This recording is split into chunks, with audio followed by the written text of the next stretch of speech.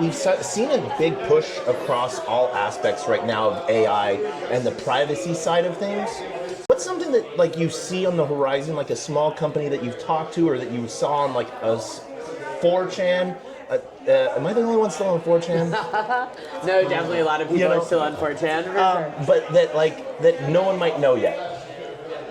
So I think one of the biggest things that is happening in the entire world today, I think we can all agree that the rise of AI is at the forefront of everyone's mind.